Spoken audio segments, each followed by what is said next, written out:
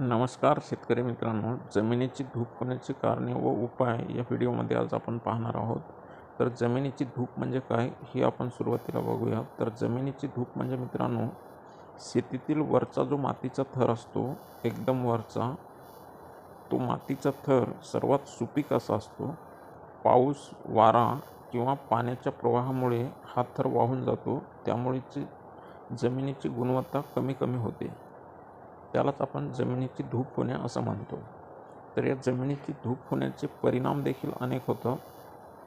तर जमिनीची धुपीमुळे जमिनीची सुपीकता कमी होते, त्याचबरोबर पिकांचे उत्पादन घटते, पाण्याची जी धारण क्षमता असते ती देखील कमी होते. परिणामी आपल्या शेतीचा जो खर्च आहे तो खर्च वाढायला लागतो. तर बघूयात ही जमिनीची धूप होण्याची मुख्य कारणं कोणती आहेत ती. चला तर मग जमिनीची धूप होण्याची कारणे. अतिवृष्टी, जेव्हा जोराचा पाऊस पडायला लागतो या पद्धतीचा, तेव्हा या जोराच्या पावसामुळे माती वाहून जायला लागते आणि त्यामुळं जो तो सुपीक थर असतो तो या पावसाच्या पाण्याबरोबर वाहून जातो व जमिनीची धूप होते. तर अति पाऊस किंवा अतिवृष्टी हे एक जमिनीची धूप होण्याचं कारण आहे. त्याचबरोबर वाऱ्याचा वेग, जेव्हा जोराचा वारा सुटतो आणि जेव्हा माती ही मोकळी असते किंवा कोरडी असते, तेव्हा या जोराच्या वाऱ्यामुळे किंवा कोरड्या वाऱ्यामुळे देखील माती उडून जाते, तेव्हाही आपल्या जमिनीची धूप होते. परिणामी हा जमिनीतला जो सुपीक थर असतो तो या वाऱ्याबरोबर या पद्धतीनं वर उडून जायला लागतो. हे एक दुसरं कारण आहे जमिनीची धूप होण्याचं.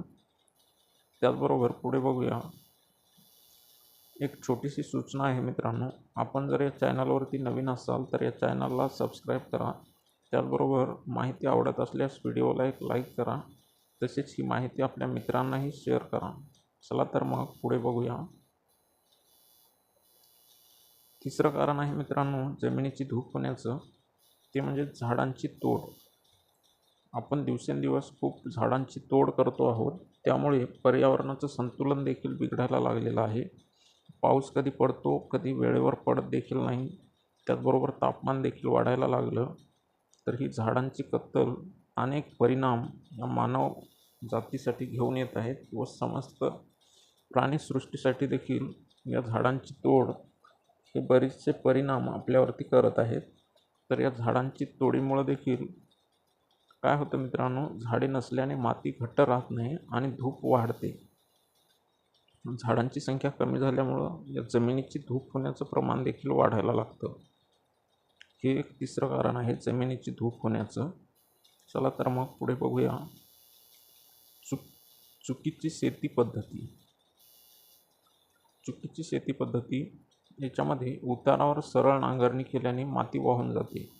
आपण बऱ्याच वेळेस काय करतो, ज्या दिशेला उतार आहे त्याच दिशेला नांगरणी करतो किंवा बांध घालतो. तर यामुळं काय होतं, जमिनीची धूप वाढते किंवा जमिनीची धूप होण्याचं प्रमाण जास्त होतं. कारण उत्तराच्या दिशेनं जर आपण शेताची नांगरणी केली तर पावसाच्या पाण्याबरोबर ती माती वाहून जायला लागते. परिणामी जमिनीतील जो सुपीक थर आहे तो थर देखील या पाण्याबरोबर वाहून जातो. यामुळं अशा पद्धतीची चुकीची नांगरणी करू नका. ज्या दिशेला उतार आहे त्या दिशेला नांगरणी करू नका. चला तर मग पुढचं कारण बघूया. पाण्याचा चुकीचा वापर. बघा मित्रांनो, पाण्याचा चुकीचा वापर. जास्त पाणी दिल्याने देखील मातीची धूप होते. आता बऱ्याच वेळेस आपण काय करतो, कॅनॉलला वगैरे पाणी आलं तर शेतामध्ये आपण अशा पद्धतीनं एकदाच पाणी भरमसाठ असं सोडून देतो आणि मग हे पाणी जास्तीचं सोडल्यामुळं त्या पाण्याबरोबर जमिनीचा जो वरचा सुपीक थर आहे तो देखील वाहून जायला लागतो. तर अशा पद्धतीचं एवढालं पाणी जर एकाच वेळेस आपण जमिनीमध्ये सोडून देऊ, शेतामध्ये सोडून देऊ, तर त्याबरोबर आपल्या जमिनीतील जी माती आहे ती माती देखील वाहून जायला लागते. परिणामी जमिनीची धूप होते आणि त्याचं नुकसान आपल्याला बऱ्याच गोष्टींमध्ये व्हायला लागतं.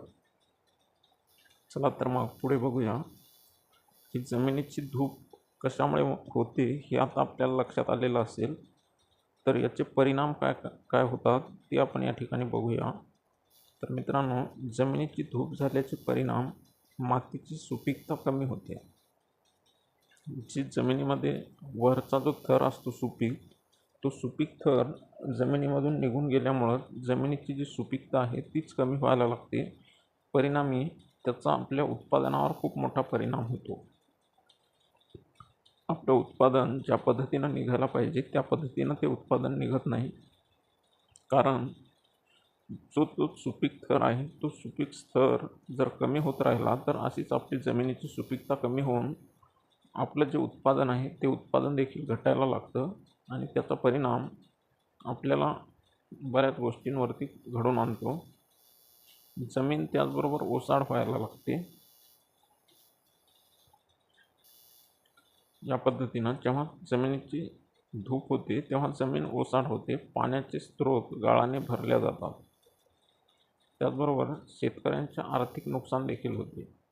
आपलं उत्पादन घटलं म्हणजेच आपलं आर्थिक नुकसान हे त्या ठिकाणी आलंच. कारण सुपीकता जमिनीमध्ये राहिली नाही तर आपलं जे पीक आहे ते पीक चांगल्या पद्धतीने येणार नाही आणि त्याचा परिणाम आपल्याला आर्थिक नुकसान करण्यावर होतो किंवा जास्तीचा खर्च टाकून आपण म्हणतो की शेतामध्ये पिकतच नाही. तर ही कारणं, जमिनीची धूप एक त्यामधील महत्त्वाचं कारण आहे. वरचा जो थर आहे तो थर जर कमी होत राहिला तर जमिनीचं सुपीकता कमी होऊन त्याचा परिणाम आपल्या उत्पादनावरती होतो. तर लक्षात ठेवा मित्रांनो, जमीन वाचवा आणि भविष्य घडवा. जमिनीची धूप रोका. तर ही धूप रोखण्यासाठी काही उपाय देखील आपण या ठिकाणी पाहणार आहोत. चला तर मग पुढे बघूया. जमिनीची धूप थांबवण्यासाठी काही खास उपाय या ठिकाणी आपण बघणार आहोत. तर सुरुवातीचा जो उपाय आहे तो आहे कंटूर बंडिंग. कंटूर बंडिंग म्हणजे समुच्च बांध. तर हे बांध अशा पद्धतीचे या ठिकाणी आपण बघू शकतो मित्रांनो. कंटूर बंडिंग, उतारावर समुच्च बांध केल्याने पाण्याचा वेग कमी होतो आणि त्यामुळं पाण्याचा वेग कमी होऊन माती वाहून जात नाही. माती वाहून जाण्याचे त्या ठिकाणी थांबल्या जाते. तर या पद्धतीची कंटूर बांध आपल्याला किंवा कंटूर बंडिंग जर केली तर त्यामुळं जमिनीची धूप थांबवण्यासाठी खूप मोठा याचा फायदा होतो. त्याचबरोबर झाडे लावा व वृक्ष लागवड करा. झाडांच्या मुळांनी माती घट्ट धरून ठेवल्या जाते आणि जमिनीची धूप कमी होते. तर शेतीमध्ये अशा पद्धतीची झाडे लावली तर त्यामुळं जी जमिनीची जी माती आहे ती माती त्या ठिकाणी त्या झाडांच्या मुळांमुळं घट्ट धरून ठेवल्या जाते आणि परिणामी जी होणारी जमिनीची धूप आहे किंवा माती वाहून जाण्याचं जे प्रमाण आहे ते प्रमाण कमी व्हायला लागतं. त्याचबरोबर 3 नंबरचा उपाय आहे आच्छादन पिके घ्या. Cover crops. आच्छादन पिके मातीचे संरक्षण करतात आणि सुपीकता टिकवून ठेवतात. आच्छादन पिके म्हणजेच जमीन पूर्णपणे झाकून जाईल अशा पद्धतीची पिके, ज्यामुळं मातीचं संरक्षण होतं आणि सुपीकता देखील टिकून राहते. त्याचा परिणाम आपल्या उत्पादनावर देखील चांगला होतो. चांगलं उत्पादन वाढण्यासाठी याचा फायदा होतो. पुढे बघूया जमिनीची धूप थांबवण्यासाठीचा चौथा उपाय, मृदा व जलसंधारण बांधकामे किंवा बंधारे त्याला म्हणतो आपण. लहान बंधारे, गाळ साठवण तळी, नाला बंधारे यामुळे पाण्याचा वेग कमी होतो. या पद्धतीचे बंधारे जर घातले आपण नाल्यांवरती तर यामुळे पाण्याचा वेग कमी होतो आणि जी वाहून जाणारी माती आहे ती त्या ठिकाणी अडवल्या जाते आणि परिणामी जमिनीची धूप त्या ठिकाणी कमी होते. त्याचबरोबर उताराच्या समुच्च दिशेने नांगरणी केल्याने माती वाहून जात नाही. समुच्च नांगरणी म्हणजेच ज्या दिशेला उतार आहे त्या दिशेला नांगरणी न करता त्याच्या विरुद्ध दिशेने नांगरणी करणे. त्यामुळे पाण्याचा प्रवाहाबरोबर माती वाहून जाण्यासाठी त्या ठिकाणी अडथळा निर्माण होतो आणि परिणामी जमिनीची धूप ही कमी होते. तर पुढे बघूया, जमिनीची धूप कमी होण्यासाठी सेंद्रिय खतांचा वापर हा देखील खूप महत्त्वाचा आहे मित्रांनो. सेंद्रिय खतांमुळे मातीची रचना सुधारते आणि जमिनीची धूप देखील कमी होते. तर बघा, जेव्हा आपण सेंद्रिय खतांचा वापर करतो तेव्हा मातीची रचना खूप सुधारते. त्याचबरोबर जमिनीची सुपीकता देखील वाढायला लागते आणि जमिनीची सुपीकता वाढून आपल्या उत्पादनावर त्याचा चांगला परिणाम होतो. परिणामी चांगलं उत्पादन आपल्याला मिळतं. त्याचबरोबर गवताचे पट्टे, ग्रास स्ट्रिप्स म्हणजेच गवताचे पट्टे किंवा पाण्याचा वेग कमी करतात आणि माती अडवतात. तर गवताचे पट्टे जर अशा पद्धतीनं आपण ज्या ठिकाणी उताराचा भाग आहे, ज्या ठिकाणाहून माती वाहून जाण्याचं प्रमाण जास्त असतं, त्या ठिकाणी जर आपण गवताचे पट्टे अशा पद्धतीनं लावले तर त्या ठिकाणी पाऊस जेव्हा जोराचा पडतो तेव्हा त्या ठिकाणी माती अडल्या जाते आणि जमिनीची धूप होण्याचं प्रमाण कमी होण्यास मदत होते. पुढे बघूया ठिबक सिंचन. ठिबक सिंचनाने पाण्याचा अपव्यय कमी होतो आणि मातीची धूप देखील कमी होते. बघा मित्रांनो, जेवढं आपल्याला आवश्यक पाणी आहे तेवढंच पाणी आपण या पद्धतीनं झाडांना देऊ शकतो आणि त्यामुळं पाणी देखील आपल्याला कमी लागतं. कमी पाण्यामध्ये आपण चांगलं उत्पादन घेऊ शकतो. त्याचबरोबर आपण जे पाणी जास्तीचं जेव्हा सोडून देतो शेतामध्ये तेव्हा त्यामुळं आपली जी सुपीक माती आहे ती वाहून जाण्याचा धोका असतो, तो परिणामी कमी होतो. त्याचबरोबर कमी पाण्यामध्ये आपण जास्तीचं उत्पादन देखील घेऊ शकतो. म्हणून ठिबक सिंचन हे खूप महत्त्वाचा घटक आहे. त्याचबरोबर शेततळे पाणीसाठा. तर या शेततळ्यांमुळे पावसाचे पाणी साठवता येते आणि भूजल पातळी देखील वाढते. त्याचबरोबर पावसाचं पाणी आपण याच्यामध्ये जर सोडून दिलं शेततळ्यामध्ये तर त्या पावसाच्या पाण्याबरोबर जी माती वाहून जाणारी होती ती माती त्या ठिकाणी थांबल्या जाते आणि आपल्याकडं पाणी साठा देखील वाढतो. त्याचबरोबर आपली जी जमिनीची धूप आहे ती थांबण्यास देखील मदत होते. शेवटचा उपाय आहे मित्रांनो, तो म्हणजे दगडी बांध किंवा गॅबियन संरचना. तर दगडी बांध या पद्धतीचे दगडी बांध जर आपण शेताच्या बाजूने घातले तर मातीचा प्रवाह थांबतो आणि जमिनीची धूप देखील रोखल्या जाते.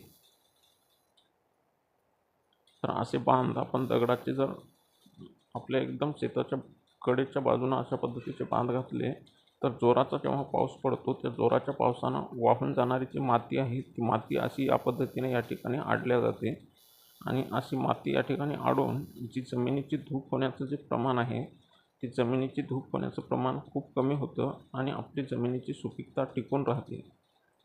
परिणामी आपल्याला चांगलं उत्पादन देखील मिळतं. मित्रांनो, हे होते काही प्रभावी असे उपाय. जमिनीची धूप आणि त्याची कारणं हे खूप महत्त्वाचा घटक आहे मित्रांनो. जमिनीच्या धुक्यामुळं आपल्या जमिनीची सुपीकता खालावत चाललेली आहे. तर व्हिडिओ शेवटपर्यंत पाहिल्याबद्दल खूप खूप धन्यवाद मित्रांनो. व्हिडिओ आवडल्यास एक लाईक करा, मित्रांना शेअर करा. त्याचबरोबर चॅनलला जर सबस्क्राईब नसेल केलं तर सबस्क्राईब देखील करून घ्या मित्रांनो. भेटूया अशाच एका नवीन व्हिडिओमध्ये. खूप खूप धन्यवाद मित्रांनो.